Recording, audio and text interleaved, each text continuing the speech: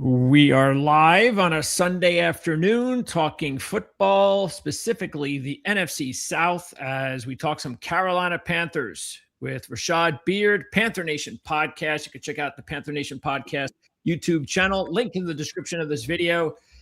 Good to see you again, Rashad, especially after a playoff season.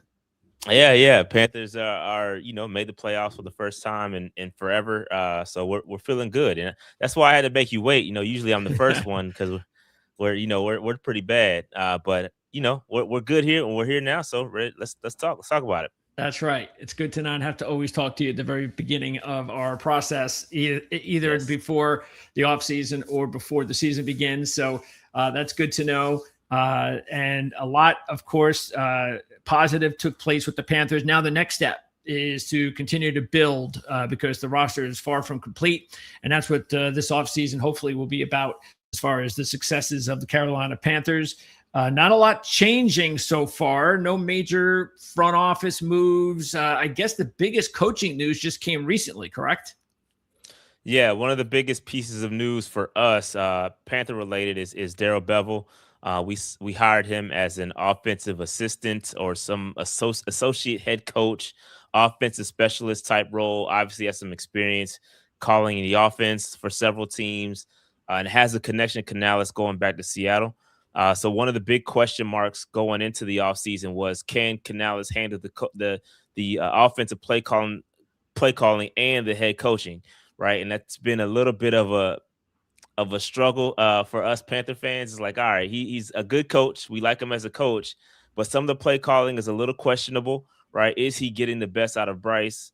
And so that's kind of, although it's good, it's progressing. Bryce is doing better.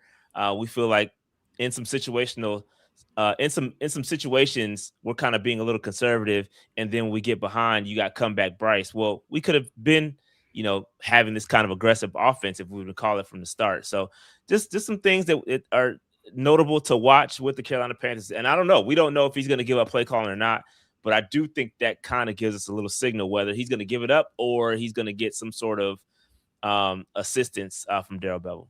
And the good news, which is one of the coaches that did not leave. Yep. Defensive coordinator did not get a job elsewhere. Of course, he was looking for a head coach job position.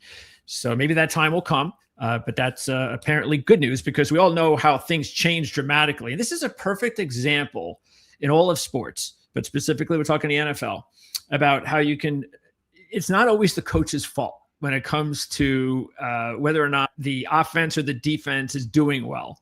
We all know Carolina's defense in 2024 was pretty terrible. And yet it was the same guy. What was it? It was a change in personnel. And as soon as he was able to get a healthy personnel as well as additional personnel aides to the unit, all of a sudden the Carolina Panthers became a halfway decent defense and a playoff team. Yeah, I mean, you hit the nail on the head there. Like I feel like Evero he's one of those guys that he gets a lot of flack because of some of the situational defenses. Even going back and looking at the Rams game in the playoffs, some of that soft coverage and letting the guys kind of march down the field. He gets a lot of flack from that. But when you really take a look at the roster and the defensive personnel specifically, there's some issues there. There's some talent gaps on that defense, specifically linebacker, edge rusher, where we are missing some talent. Yep. But we went from historically the worst defense. I mean, we're talking like historically bad. We're in the record books for being historically bad against the run to now we are a top 15 defense. And that's just by getting Derrick Brown back for the most part. I mean, we added some rookies, Nick Scotton and such, but Derrick Brown was a huge missing piece in the year prior. We got him back and things kind of flipped.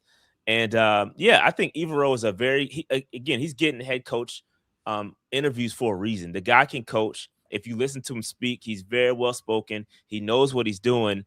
I just think he needs more talent. And once he gets that talent on his roster, I think his scheme will be much better accepted by the masses, specifically Panthers fans. Because if you ask any Panthers fan, they're going to ask, you'll get polarizing answers when it comes to Evero. Well, that's what we want to do here and take a look at the personnel moves that Carolina will have to make to get even better this season. They have the 19th pick in the draft, pretty much a standard number of picks. What do they just have? Maybe no fifth or no fourth? What? That's a good question. I don't know. I haven't looked at the Yeah, they only entire- have like one pick missing in the first 5 rounds or something, but it's not. I think they have the first 4 rounds. And then Yes, I think it that's might be correct. no fifth. I think we have an additional fourth too, if I'm not mistaken. So that makes up for it. And the cap is 19th overall at 14 million, which is fine. And it could, of course, I'm sure it'll rise as soon as they make some deals. They'll restructure things of that nature. Are there any players? I was looking at the contracts, and there are 3 players that stick out where they could save the most. But I have no idea whether or not they want to go down this road. I don't think they're going to do anything with Tommy Tremble. Maybe they'll restructure his contract because he has an inviting $6 million savings. Jones has a $4 million savings. And the biggest one is Sean Robinson with a $10 million savings and only a $2 million hit. We'll start there. Does Robinson have to worry about getting cut? I think so. I think he's one of the guys that you may see, us move on from a cap casualty standpoint. I think he's a very good player. A'Shawn is a dog. I really like A'Shawn Robinson a lot. I think he brings a little bit of a edge to the defense. But he is definitely looking at that cap figure and us having to free up some space. That's the first name I'm going to because I think we can do better than A'Shawn. And just that cap figure is just a little bit too much. I don't know if they're gonna try to restructure, rework it. But if I'm looking at just someone they could potentially move on from, it would be A'Shawn Robinson. Jones and Tremble, though, guys more than likely they'll stay. Yeah, Patrick Jones was a guy. He got hurt early in the season, so we missed him most of the season. Okay. But when he was on, he was really well. He played really well from an edge rusher standpoint. And I think having him on the roster would have certainly helped the pass rush because we got 2 young guys. But I think Patrick Jones, I think he may stay around. It depends what we do. From a free agency standpoint, I think they're going to look to swing for the fences from an edge rusher standpoint. So I don't know if Patrick Jones is going to stay around. I don't know. That's okay. He's one to watch. But I think if if it gets really tight, I think they could move on from him too. And they do, of course, I'm sure they value everything that Tommy Tremble has become, especially as a blocker. He seems to be improving each year. So what are we looking at? Maybe restructuring his contract. They want to hold on to him, I would guess. Correct? It's very, very interesting, but I believe he's on the last year of his deal. I think he got a 2-year extension last year. And so I think this coming into this year is the last year of his deal, if I'm not mistaken. And we drafted, Mitchell Evans last year, who I really like, who got some burn, a lot of burn because Jatavion Sanders went down. So this is one that to keep an eye on. They may move on from him a little bit early, especially if they can get somebody to draft. But I like Tommy Tremble. Tommy Tremble is a dog. He is, a do-it-all tight end. He can block. He can catch. He's getting better every year. They re-signed him for a reason. So, but if you're looking to get a few dollars back, I could see them potentially moving on from him just because, again, Mitchell Evans, he played well as well. They're kind of the same guy almost. So we'll see with that. But we like Tommy. I think Tommy's going to hang around. All right. You mentioned edge. So are you saying that if you had to predict the one part of free agency that Carolina is going to zero in on and try to hit big, would it be edge? It's going to be edge rusher. Yeah, it's got to be. We don't have a true pass rusher, a true game-changing pass rusher. We sent him off to the Giants a couple of years ago in Brian Burns, and we haven't had a true pass rusher since then. We got 2 rookies, Nick Scorton, Princely Umanyelan. Both of those guys are solid, but they're not true game changers, right? So when you need a guy to make a play or to make the offense adjust to, we just don't have that guy. So I expect us to really swing for that. I think it's scrolling way too far down. I think we're gonna go right to the top, and I think they're going to swing for the fences and go for a Trey Hendrickson, or maybe even potentially trade for Max Crosby. I really think they're going to make that kind of move, because I think that's if you look at our defense, that's the biggest thing we're missing is an edge rusher. We need an edge rusher in the building, and I don't think we're going to draft another one. We invested some draft capital into the edge rusher position. Hasn't quite worked out for us. I think they're going to swing for the fences and go for the top guys. One of those guys, and on the top of this list, will be a Carolina Panther. Mark my words. Well, the unfortunate thing is, it's like, as we all know, the edge rushers are sort of like offensive tackles. They very rarely are available on the market, especially in the prime of their careers, like Hendrickson is, even though he's also getting a little bit older, coming off an injury. But teams are desperate. They're desperate for pass rushers. They're desperate for offensive tackles. And Hendrickson's out there for a reason. And the biggest one is just because he's associated with the Cincinnati Bengals. Let's be honest. Hopefully he'll be healthy and he can provide another 2 years of service wherever he lands. So I'm sure he's going to make out. It just all depends on where he lands, because there's going to be a lot of teams asking for him.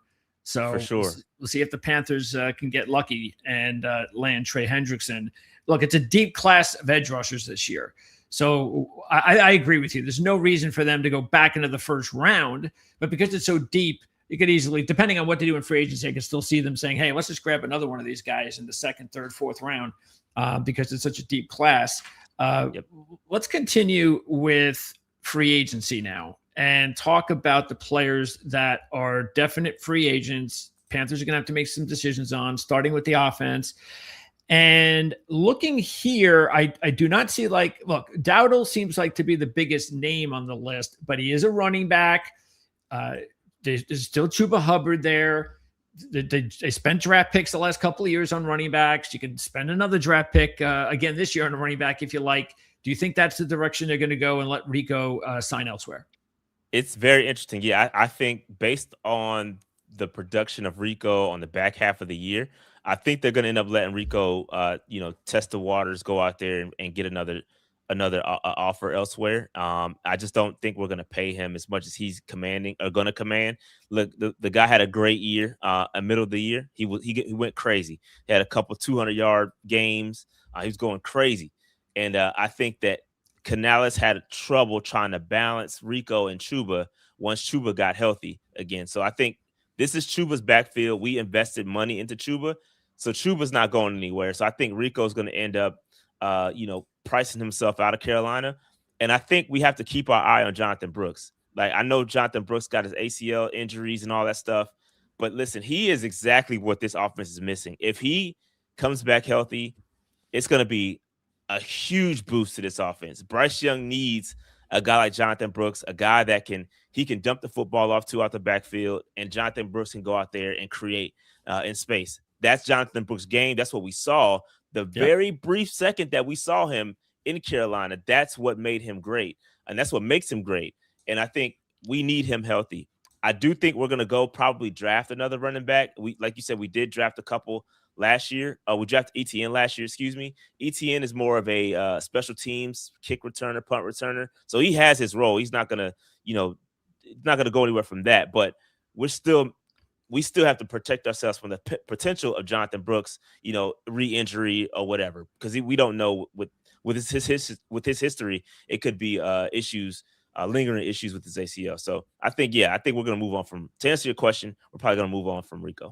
Yeah, and at the end, you don't draft a player in the fourth round and to not expect him to be a pretty big part of your offense and special teams. Of course, we know that.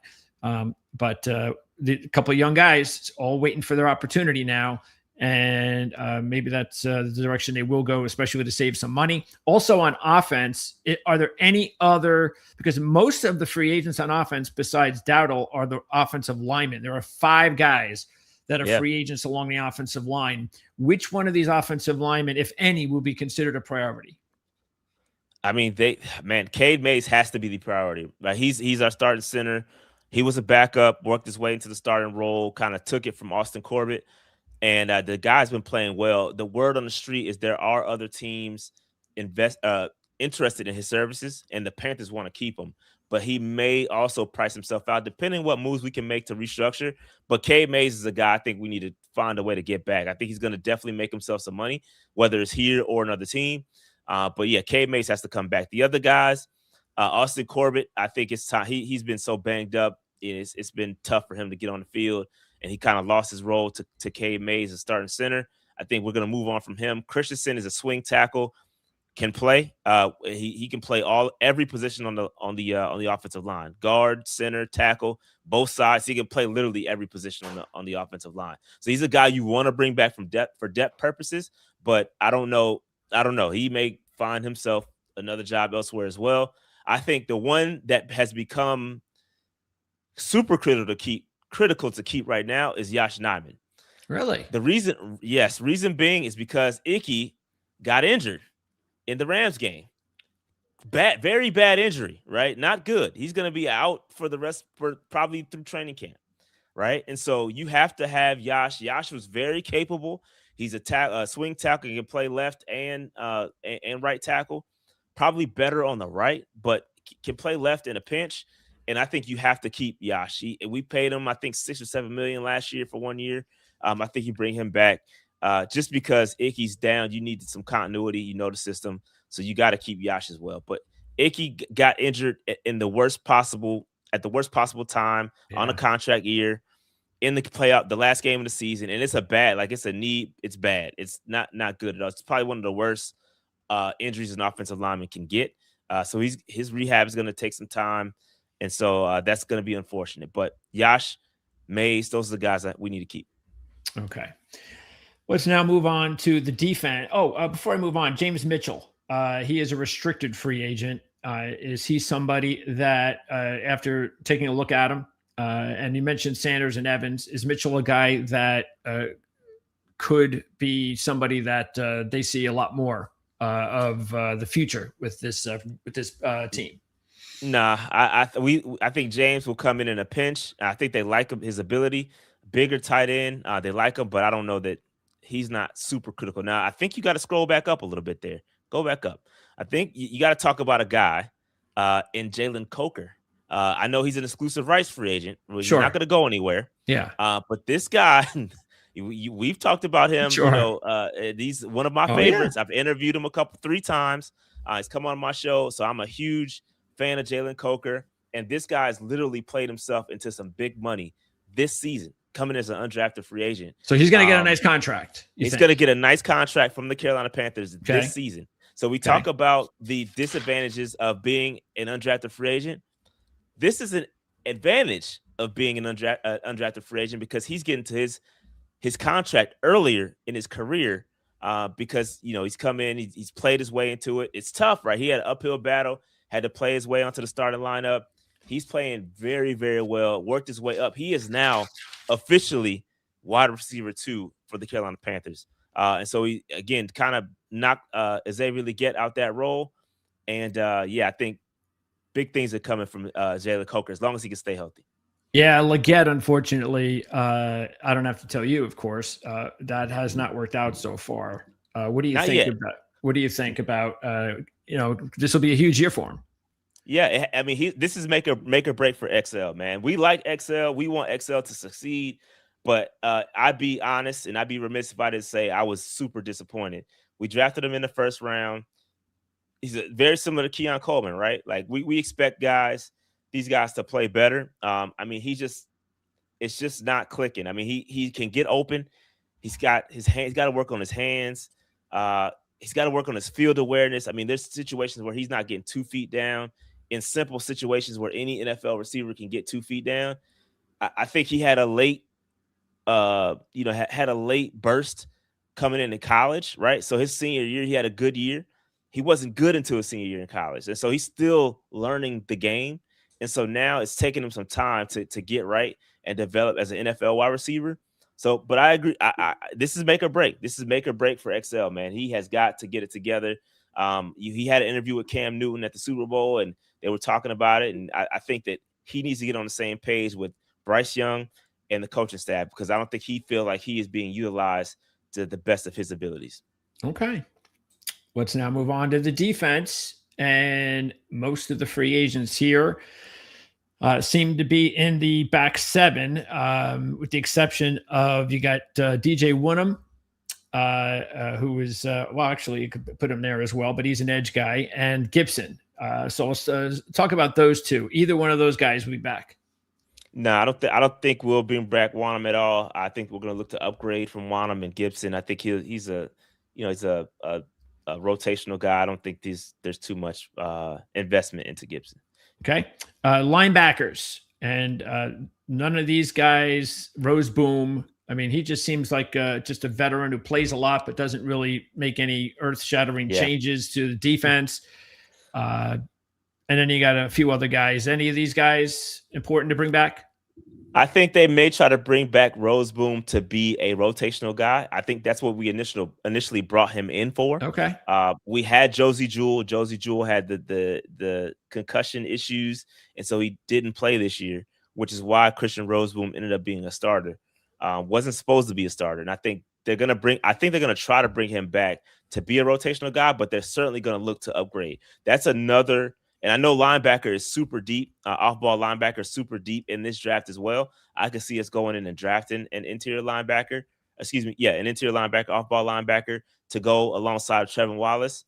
But they also may bring in a veteran too. Think about Devin Lloyd. I think there's a couple of guys out there that I think they can go out there and get to improve that line, because that's a huge edge rusher, off-ball linebacker are critical. And they need to be improved this year. So for sure, we're going to bring in some guys to improve that. Okay. Is his career over? Who? Jewel? Yeah. I don't know. I think he can come back, but we haven't seen him. He kind of just hung it up and said, I'm stepping away. I don't know if it's going to be temporary or he's cooked for the year. Okay. For his career. I don't know. All right. So, and we're going to get into that, the top needs for the Panthers, because you mentioned linebacker, and I'll just put a little sneak peek in there. This was our mock draft from about a week or two ago, and we're going to have several more. Of course, this was in late January, but linebacker sounds pretty good to us as well. So we targeted CJ Allen over at Ourlads with Dave Syvertson and John Cooper. They're the ones who put this draft together. And this would make a lot of sense to you, CJ Allen? Yeah, I think it would make sense, depending on what we do in free agency, right? If we go out there and get Devin Lloyd, then that wouldn't make as much sense. But if we go out and get, if we only invest in edge rushers and we still have a gap at linebacker, then it makes perfect sense. But I think Dan Morgan is going to try to shore up every position going into the draft and just draft BPA. That's what he's been doing. Okay. And I think that's what he's going to stick to that plan. Yeah, you would think of all general managers, Dan Morgan understands the need for a really good inside linebacker. So. Yeah, which is troubling as to why we haven't gotten one yet. Yeah. I think, if you go back and look at the history of the Carolina Panthers and look at our linebackers, we have been hurting for a long time since Luke Kuechly retired. We haven't been able to replace him. And even prior to Kuechly, you had John Beeson, you had Sam Mills, you had Dan Morgan, you had Thomas Davis. We had legendary linebackers, interior linebackers, and we just have not been able to fill it since then. So it's been rough sledding for the linebacker role. Okay, and then we've got Nick Scott at safety. He is 31. I guess he's turning 32 soon, or soon enough. So will Scott be back? I don't think so. I think they're going to look to move on. I think you look at Lathan Ransom behind him, who's been playing well. The problem with Lathan Ransom is he has a very similar skill set to Trevon Merrick. So they're kind of the same player. I think they're going to look to draft a true free safety. I think that's what this defense has been missing. There's a couple of guys I really like in the second and third round that I think they can go look at. But we don't have a true free a ball hawking free safety. We don't have that. Both of our linebackers in Merrick and Ransom are better close to the line of scrimmage, and so they're exceptional there. But free, sometimes we get beat, and I think we need a free safety for sure. And then there's several corners, but none of these guys are big time contributors. Do you expect any of them back? I think they do like a Caleb Evans, but I don't again, I think we can. Those are rotational guys. I don't see any need or any dire need. I really like Corey Thornton, who got injured. I think he'll be back, so I think they like him as well. So Okay. I'm cool. I think we're good on cornerbacks. The special teams unit has a couple of shoes to fill, punter and long snapper. Is it just basically whenever Jansen wants to retire, he'll retire? Yeah. Or whenever he doesn't, he'll just keep coming back on 1-year deals? Yeah, he's a legend, man. He's old, and I guess he'll play until he feels like it, and then we'll replace him at that time. But I don't remember too much Panthers football without JJ Jansen. That's how long he's been around. So he's elite at it. He does a great job. You never hear his name for any bad snaps or anything like that. So he'll play until he feels like it, feels like stopping, and we'll welcome him back every year. And then for Sam Martin, I think they're going to bring him back. I don't think there's any question. He's a really good punter. I think they're going to bring him back. Okay. Now, are there any injured guys? Because we've mentioned a few of them, guys that were banged up last year, Hunt being a big one. Well, let's go through just a couple of guys that were banged up last year. Maybe fans outside Carolina may not be privy to that. Hey, you forgot about these guys. These guys will be back next year. They're going to be a big part of the team, whether they're starters or big contributors. So we'll start with Hunt. And then, of course, we also talked about Icky. So a couple of guys along the offensive line, going to have to see how they rehab. Yeah, well, Hunt played in the playoff game. He did. So he's okay. Yeah, that's right. I forgot. Yeah, he came back. Yeah, okay. he's back. So that's good news because we sorely missed him. But the good news about the Carolina Panthers is that the offensive line depth was very good this year. So we played well, but we missed Robert Hunt for most of the year. And he played in the Rams game, obviously in the playoff game, and we're gonna need him back next year. But he's good. Icky is the one you got to watch going into the offseason. He's gonna be rehabbing, mess his knee up pretty bad, and so he's gonna have to. We may not be with him the first 6-7 games of the season as he going to rehab throughout the year. May get him back at training camp. I have no idea, but it's an injury we're going to have to watch for sure. Luckily, the Carolina Panthers have been mostly healthy. We didn't have a really big injury like we did with Derek Brown last year. There's nobody really. Maybe Patrick Jones. That's really the only injury we're like, okay. He may come back and do some damage, but outside of that, we were relatively healthy. Okay. All right.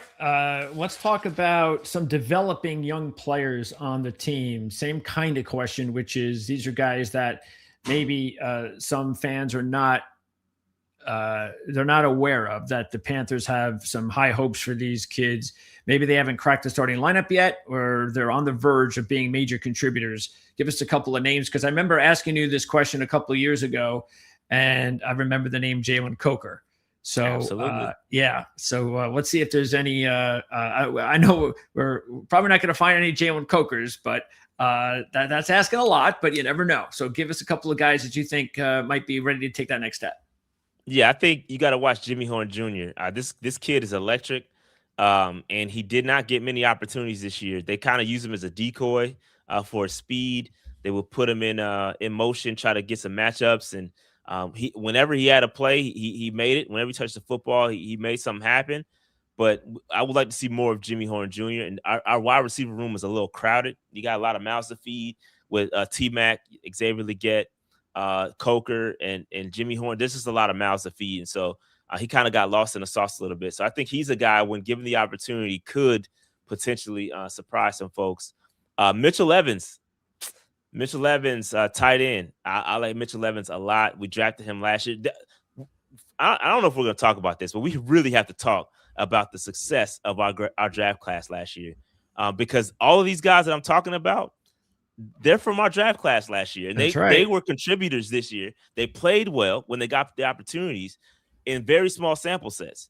Excuse me. So when you go out and you see a Mitchell Evans blocking and catching, playing very, very well, he's a guy that, if given the opportunity, because he's playing behind Jatavion Sanders and Tommy Tremble, Jatavion got hurt, so we got to see a little bit more Mitchell Evans this year. He's he's got a lot of ability in between, 10 yards. He's really good. Like, he's a really good receiver, sure hands, not going to drop the football, a really physical blocker. I like him a lot. He's a really, really good tight end. I think he's going to be the tight end of the future. Maybe not next year, but year 3, year 4, you're going to start to say, hey, man, who's this guy? I think he's going to keep an eye on Mitchell Evans for sure. It's going to be good. And he's now been healthy the last 2 years, which is really important based on his previous injury history. So exactly. That's a good sign. Okay. So, yeah, I mean, keep him coming. Give me some other doesn't have to just be the rookie class, but if you've got more from the rookie class, that's fine. No, so I got to go back to Jonathan Brooks. I mean, people forget about Jonathan Brooks. He's going to, if he stays healthy, I'm telling you, he is going to be a serious problem with the receiving out the backfield, making people miss. He's going to be really good. I just hope he stays healthy. Okay. Anyone on defense? Yeah, defensively, again, got to go with the rookie class, man. Nick Scorton had a really good year, very solid against the run, still developing as a pass rusher, but he is so good. He's going to be really good. I have no question that he's going to be a very good edge rusher. Again, just kind of dealing with the being a rookie, the body going against those bigger guys. I think he's developing, so he'll be good along the way. I'm trying to see who else you got from a defensive standpoint that could surprise some You folks. mentioned Corey Thornton. Yeah, undrafted guy too. Very good. Corey Thornton, when he got the opportunities, when J.C. Horn goes down, Corey Thornton plays. He's got some juice to him. He's a very physical player, bigger cornerback, so he can line up. If Mike Jackson or J.C. Horn happen to go down, the kid can slot right in there. I don't think you'll miss a beat. Corey Thornton is a very, very good cornerback. Very good cornerback. I call him the Jalen Coker of the defense. You're that serious. You think really highly of him. Corey Thornton is a very good cornerback. Yes, very good. Okay. By the way, you mentioned J.C. Horn. Was he satisfied with his past season? I would say, yeah. I mean, he had a Pro Bowl season. I think that our defense, unfortunately, that word now has been tarnished. Yeah, I know. This is the year they tarnished it all. Yeah, I know. It's got to be pro. It's got to be all pro. If you don't say the word all pro, right. I don't think anybody wants to hear Pro Bowl anymore. You're right. As soon as I said it, I cringed. Yeah, I'm not gonna lie. So you're absolutely right, and I do agree with that assessment. Pro Bowls aren't what they used to be. But I would say yes. I would say J.C. Horn's pretty satisfied. Okay.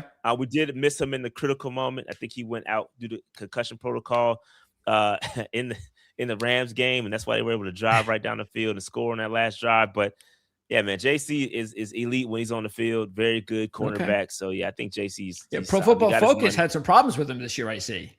Yeah, I mean that's why you can't always trust Pro Football Focus. I mean, yeah, I like Pro Football Focus. I tend to agree a lot of the times with their assessments, but again, JC is he's good. He's still elite. He's still elite cornerback. He's a top 10 cornerback in the league for sure, easily.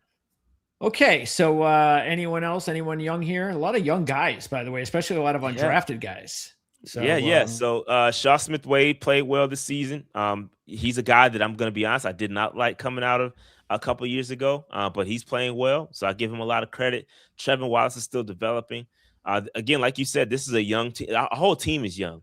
If you take off guys like J.J. Jansen and you take off a couple of those older guys, I promise you, we will have one of the younger rosters in the league. We're just a young team, and so a young team just coming off of an NFC South victory championship is great. The guys are developing, which is what you want to see. I think we're going to add a couple of veteran talents to this roster, especially on the defensive side, and I think we're going to be good to go next year. Yeah, and of course, I was very excited as I remember telling you that I was able to draft Tet on my Dynasty Rookie League. I was very fortunate. And I had like the 6th pick or something like that. And I was like, there's no way I'm getting him. And I couldn't believe he was there. I was like, whoop, got him. A lot of people slept on the Panthers offense, man. But T-Mac is a man. What's crazy is obviously he's offensive rookie of the year, well deserved, by the way. And he left a couple big plays on the field. Like he dropped quite a few balls this year, right? And it's gonna happen. It's gonna absolutely no. Yeah. I 100% agree. Yeah. But what I say that to say, he had a very good season. and he still left some meat on the bone, Mm-hmm. right? He is that good. He's elite. If you watch him play, he reminds me so much of young Mike Evans. Mike Evans used to cheat, and I call him a cheater because Mike Evans the ability to draw offensive passing or defensive pass interference that's a talent, right? Uh-huh. Being able to draw those flags. I saw T-Mac do that several times. I'm like, dude, he's a rookie too. As a rookie, I'm Yeah. telling you, he's really good. Oh, T-Mac is good, and that chemistry between him and Bryce is developing, is getting better. And man, these guys are going to be that young receiving core between T-Mac, Jalen Coker, yeah. that 1-2 punch is a problem. I think it's a very slept-on combination, wide receiver combination in the league. And with this tight end room, this was obviously talent there. I think the one thing that this group needs, and I don't know where they're going to find it. I don't know if they're going to do it because we talked about it in the beginning. But you do wonder whether or not they are going to try to target a difference maker at running back, because Chuba's a nice player, but he's not a dynamic player. He's just a nice player. He's a nice running back, hard-nosed kid, maybe even an overachiever. But I do wonder but then again, it could be Brooks. A Brooks Chuba Hubbard combo could rectify all of that. And if that happens, then all of a sudden you got the offense cooking, especially with the offensive line looking as good as it's looked when they're healthy. Yeah, and we want to run the football. We're a run-first team. Like the Carolina Panthers are a run-first. They want to run the football. Canales wants to run the football. So Chuba, Rico, it was great. And what made it so good was that Chuba got hurt, right? Chuba got injured early in the season. That's kind of why his season was a little off, because he's a very good player. He's 1,000-yard running back prior to that, right? So he's a good running back. He just got banged up. It took him some time to get his wheels back under him. But Chuba's going to be fine. But like you said, if Jonathan Brooks, I think it could be him. I don't think they're going to go out there and target another running back. I think they may add one in the draft, but I don't think they're going to go out there and get another Rico or anything like that. No, that wouldn't make any sense. Okay, so let's talk about – I tell you what, before we go into the needs, last question regarding the active roster here, and that is Bryce Young. So as a fan, what do you want to see him do better to take that next step? That's a tough question. I would like to see, and it's not really him. It's not him. I like his ability. I think the offense needs to be more aggressive down the field, right? I think we don't take as many shots as we could, and I think that's where XL's game is. That's where he excels. Stretching the football, stretching the field, running, go routes and catching the football. He doesn't catch the football when he has the opportunity, but that's where XL is good. I think we need to take more shots down the field. Even with T-Mac, when they do it, it works. I don't think we're doing it enough. So I want to see Bryce and Canales draw up more deep shots to open up everything underneath, right? That's where your guys like Jalen Coker would eat if we can stretch the field a little bit more. But I think we're a possession-style offense. We want to eat the clock, hand the football off, let just chew clock. That's the kind of offense that we are. And so I think it's by design, but Bryce, I think Bryce, and like the talent is there, right? He's doing fine. I just think that when his turnovers happen, they come in bunches, right? So if we can limit the turnovers, Bryce is he's very good quarterback. And I think right now he's going into that contract year. I think it's a big year for him. I think he's very steady. I think he's got to show us that, hey, you're the franchise guy. I think there's still some question marks on whether he is the franchise guy. We know he's capable, right? He's a capable guy. And if you put everything around him and everything is perfect, I think you drop him in there and he's great. But if something goes wrong or something goes missing, let's say the offensive line, he can't overcome a bad offensive line like a Cam Newton used to be able to. He can't overcome not having a good running game. He can't overcome a T-Mac or somebody getting injured. Like, I think there's things that can happen outside of his control that impact his game. And that's what separates him from a guy like Josh Allen or a guy like Lamar Jackson, right? Those guys are elite game changers. And I wouldn't call Bryce Young a game changer. Yeah. He's a game manager. I hate going back to that conversation, but he's a very good game manager. And Sam Darnold, That's all he was. It's a game manager. That's all you need. If everything else is perfect, yep, Bryce is capable. And that's what they're trying to build here. Get the defense really good, right? Get the talent around him really good. Drop Bryce Young in. And I think Bryce Young is capable of doing a lot more than what Sam Darnold did to get a Super Bowl ring. I'll leave it at that. Okay. All right. So now let's go to the top needs. And before just throwing them on a dartboard, is there one specific need that every Panther fan knows is an absolute number one must, or are there two or three that it could be any one of these? There's two. Top two. Edge rusher, interior linebacker. Those are the two. It's no question. You're going to get one answer. It's going to be one of those two, right? Okay. I'm going to say edge rusher. I think edge rusher changes the entire game. An elite edge rusher changes the entire defense, right? You got two good cornerbacks. They're good. Michael Jackson and J.C. Horn are very good cornerbacks, but they have to cover for so long, and they do it well. But if you get an edge rusher to even change the game a little bit to make the defense or the offense adjust and have to game plan for this guy, it's going to free up everybody. It's going to free up guys like Derrick Brown to do more damage. I think just bringing a true game changer at edge rusher, it changes the entire defense. It's just like adding Derrick Brown back to this the defense. You add another edge rusher to this defense, it's over. This defense is going to be top. It's going to be top 7 if you get an elite edge rusher in this defense. So if they can't swing, a major move, because of course everybody wants to sign Hendrickson and everybody wants to trade for Crosby. So if they fail to do either one of those, does that then mean that more than likely you could see them targeting an edge rusher with their first pick? Yeah, that's what's going to happen. If they don't, which I do anticipate them doing, I'm going to put it in the atmosphere. They're going to go out there and they're going to get an elite, proven edge rusher to help this defense. I do think the window has now opened, right? We made the playoffs. That's right. Right. You got to make something happen before Bryce Young gets paid, right? You got this year coming up, and then you got the year after that where you do the franchise tag. Yep. Right. And then you extend them. So you got basically 2 years to kind of get this thing going before you drop a major bag on Bryce Young potentially. I think now is the time you go out there and you get an edge rusher and make it happen. And then you still develop, right? You still got Princely, right, who's developing. Sure. He's not at his potential yet. So he's still developing. This score is still developing. But if you go out there and get a proven guy, it's going to help everybody. Everybody across the board in that defensive line is going to be better. And so I think that's what we need. And same with the off-ball linebacker, interior linebacker. We need a good coverage linebacker, somebody that can cover. That's where we're getting destroyed. Tight ends up the seam were killing us this year, just straight killing us. So Roseboom, not the best cover linebacker. We need an athletic sideline to sideline linebacker. That's what we need. And if I could get Sonny Styles, that would be if there was a perfect scenario, I would trade up to get Sonny Styles. Okay, so that's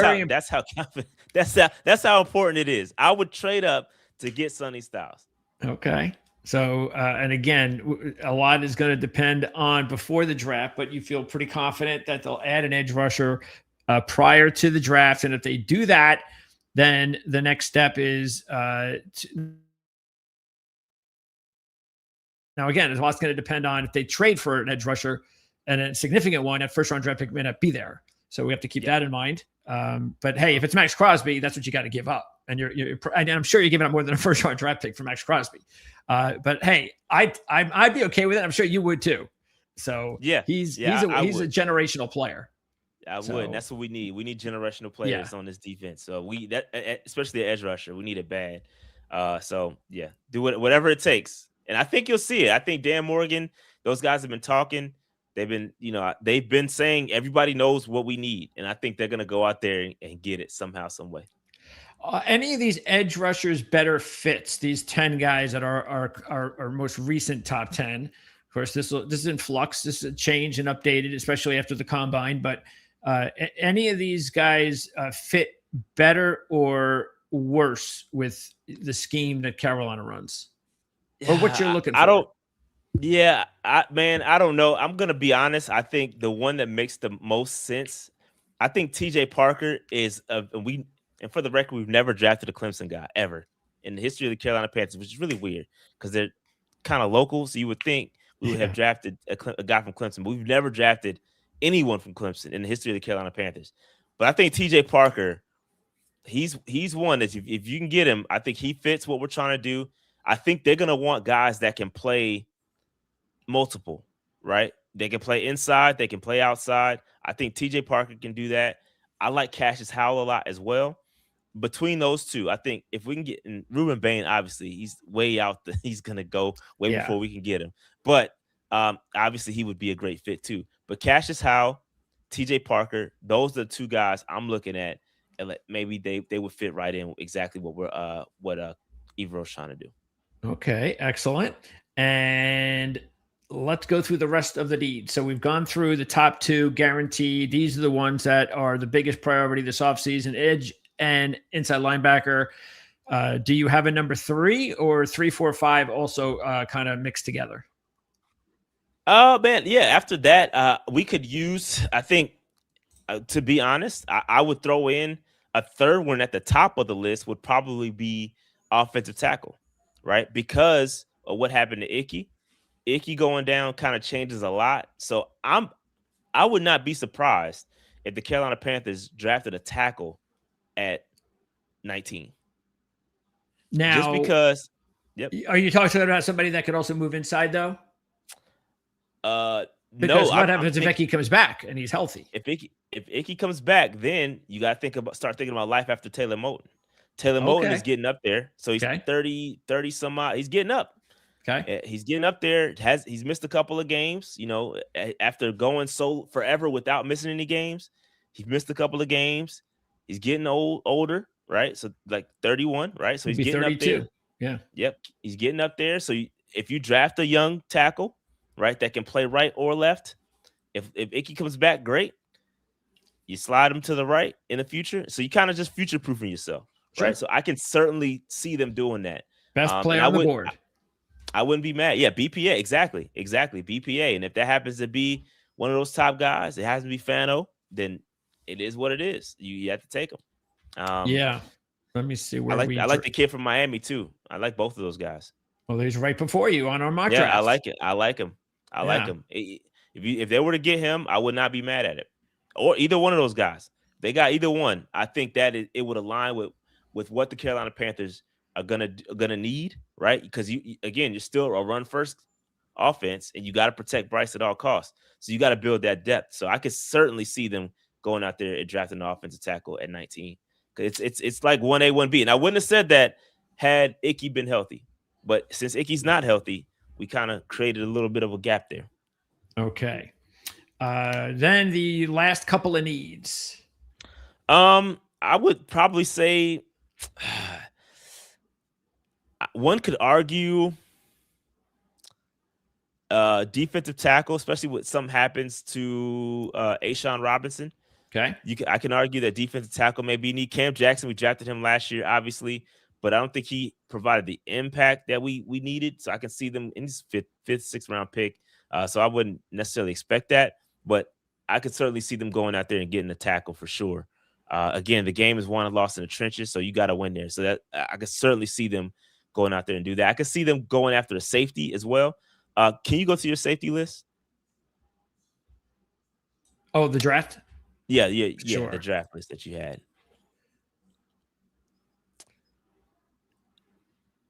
It's a pretty nice list. Well, the top two guys are really good, but yeah, for sure. We're not getting Caleb. Caleb Downs would be a dream. That's not gonna happen. But I do actually. I'm low key. I think if we can get him late, I think he would be a great impact and it aligns with your top 10 guys. But I like Bud Clark a lot. It's a true free, bigger safety. He had a great Senior Bowl. I like Bud. If we can get Bud Clark in a third or fourth, I would be elated. I think he can fit right as a true free safety. He's a legit free safety, and that's what this defense needs. So I like him. All right. So there you go. Edge, inside linebacker, offensive tackle. Those are the top three. Then defensive tackle / nose tackle. You're looking for a guy with size up front, the true nose. Yep. Okay. And a true nose would be great. And a true free safety. A true nose would be great. Yep, and a true free safety that we don't have it. Ransom and Merrick are strong, better at the line of scrimmage, and we don't have a true free. Nick was getting beat a lot, just not ideal for our system.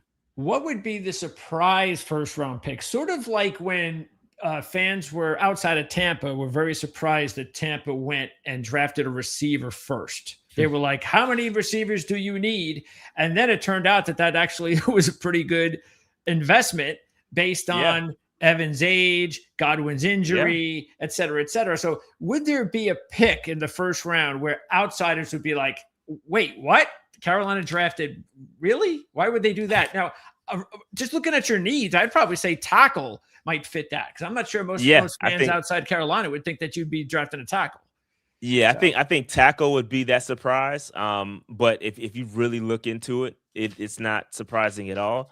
I think wide receiver. Look, listen, they're not going to draft a wide receiver in the first round. That would be highly unlikely. But I am of the thought that you need to draft a wide receiver every single year.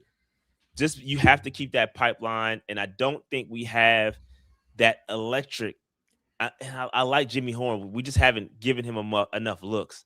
But if we're able to get another wide receiver and add it to the ranks, I think that would be solid as well. And it'll have to be first, second. I'm talking late 4th, 5th round pick, something like that.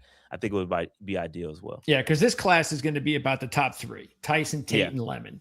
And I think any of those guys can go in any direction, especially because of Tyson's injury situation.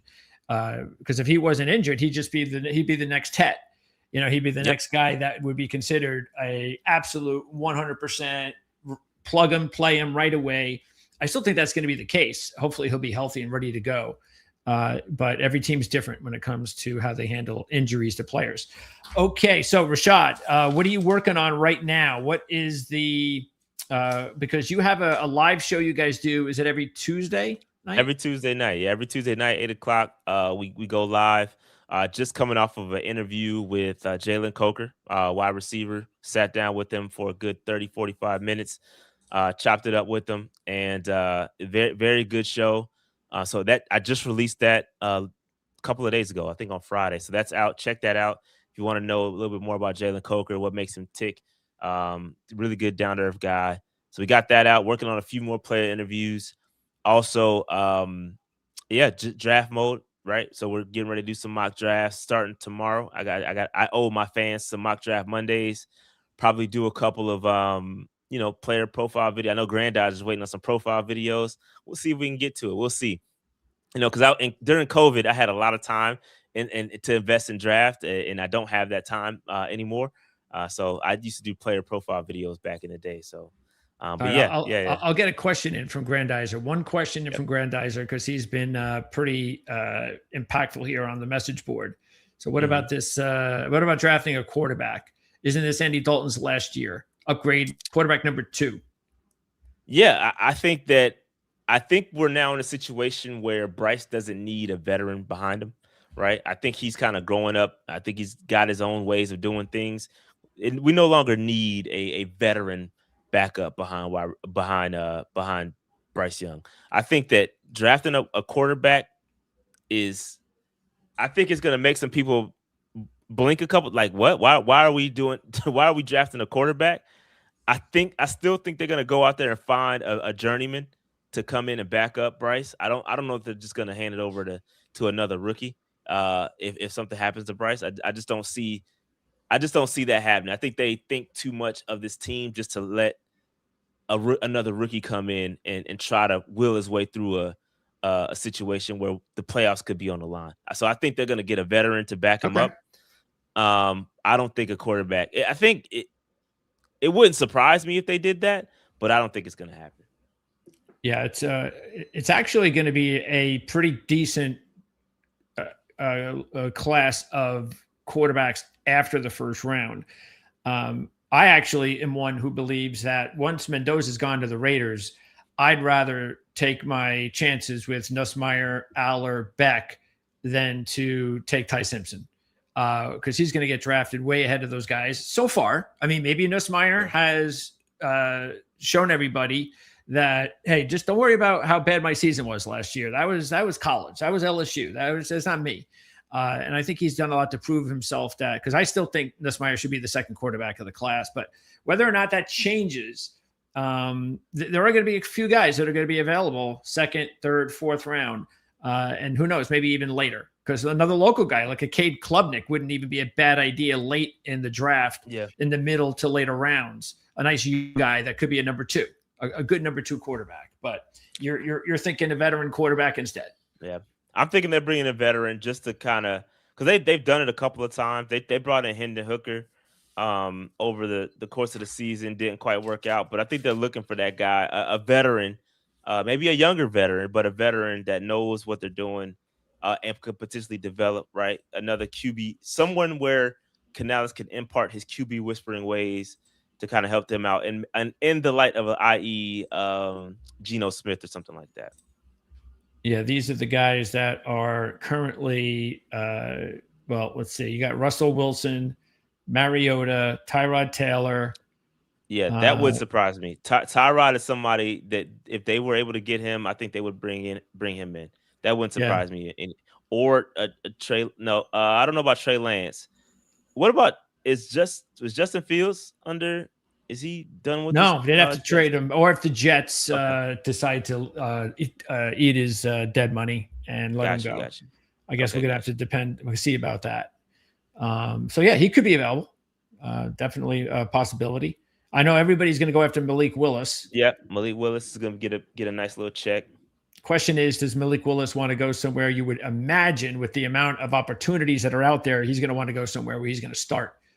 If not, then he'll just stay in Green Bay, you would think. Yep.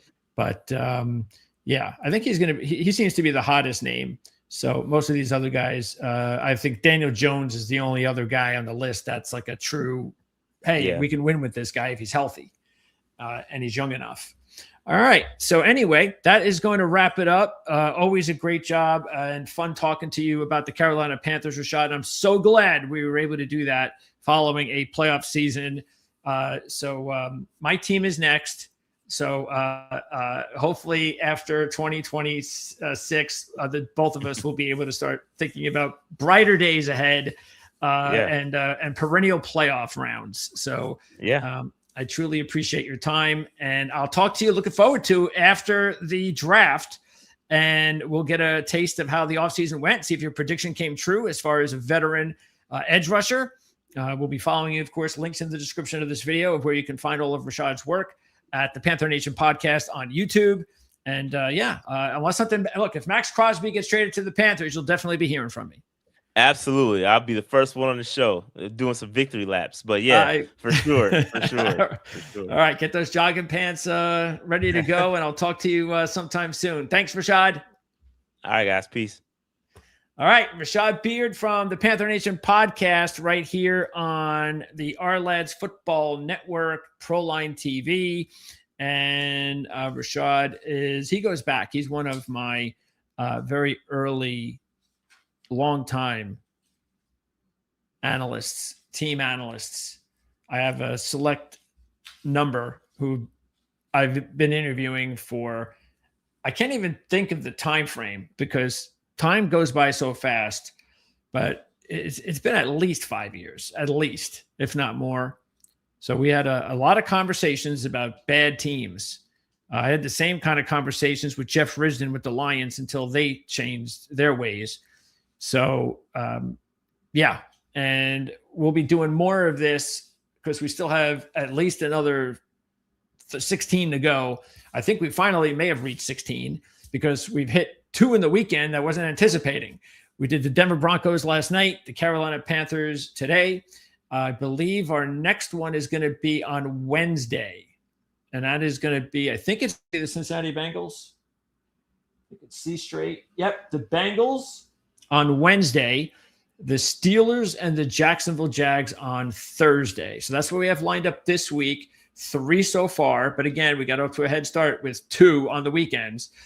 So 3 more to go this week and many more to wrap up to 32 Since we still have a ways to go before we can do that. We're going to try to get it all done.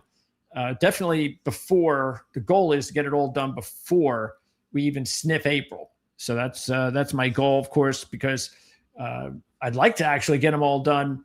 Because really, if you think about it, the free agency is right around the corner, and I can't even believe we're getting that close to free agency. Because I do all these interviews all the time, and we talk about free agency and the draft, and it's an off-season preview show. But if depending on how quickly we can get these done, I may not be able to get them all done before free agency starts, which is let's see, we've got almost a month. We got March 11th, so almost a month before free agency kicks in. So I'm going to work really hard to try and get them all in before free agency. If not, if there's still a couple of holdovers, then what'll probably happen is I'm not going to ask them to do an interview like the first couple of days of free agency. That would be a waste. So if I can't get them all in before free agency, then if I have, say, 4 or 5 left over, then I'll probably just wait about a week or 2 after free agency starts and then go in and just do a draft preview with the remaining number of teams that we have on the list. But hopefully I'll get them in. Don't forget, of course, to check us out here for all our other programs, including tomorrow. I'll talk some more golf, hopefully, about another signature event, which is coming up on the PGA Tour at the Genesis. We'll also be talking more college basketball, almost coming up to March Madness real soon. We do that every Friday night. We have our NASCAR show. That is going to be on Tuesday. We'll wrap up the Daytona 500 and talk about the race coming up in Atlanta. Our horse racing show will be off this week. We'll be back in almost 10 days to talk about 4 Kentucky Derby prep races on Thursday, a week from Thursday, with John Hardoon from the Raggers and Sheets. And everything else still continues to be about football. So thanks for tuning in. Thanks for all the participation in the comment section, especially you, Grandizer. Appreciate you kicking it up. And we'll see everybody again here real soon on Proline TV and the Ourlads